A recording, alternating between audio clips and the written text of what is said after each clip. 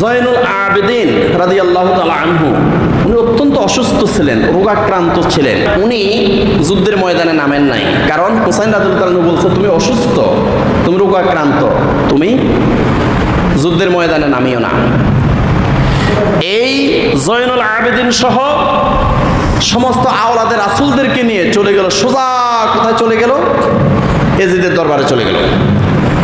এজিদের দরবারে যাওয়ার পরে এজিদ আরো কঠিনভাবে, ভয়ঙ্করভাবে ওনাদের সাথে আচরণ করেছে, আওলাদের রাসূলদের সাথে খুব নিকৃষ্ট খারাপ আচরণ করেছে এবং মস্তক মুবারকের সাথেও সে মারাত্মক খারাপ আচরণ করেছে।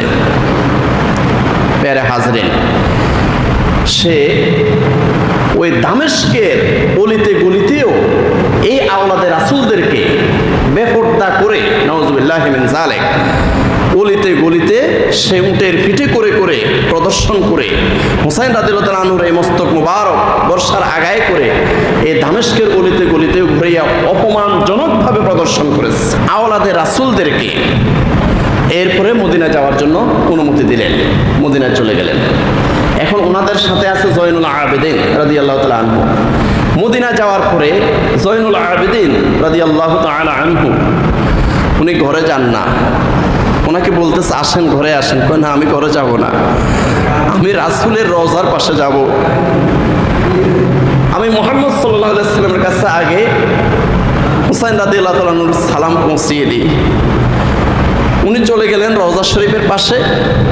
রওজা শরীফের পাশে গিয়ে শুধু বলেছেন, ইয়া রাসূলুল্লাহ সাল্লাল্লাহু আলাইহি ওয়াসাল্লাম, হুসাইন রাদিয়াল্লাহু তাআলা শহীদ হয়ে গিয়েছেন, হুসাইন রাদিয়াল্লাহু তাআলা আনহুর পক্ষ থেকে আপনি সালামটা গ্রহণ করেন। এই কথা বলে উনি এত অঝরে কান্না শুরু করলেন।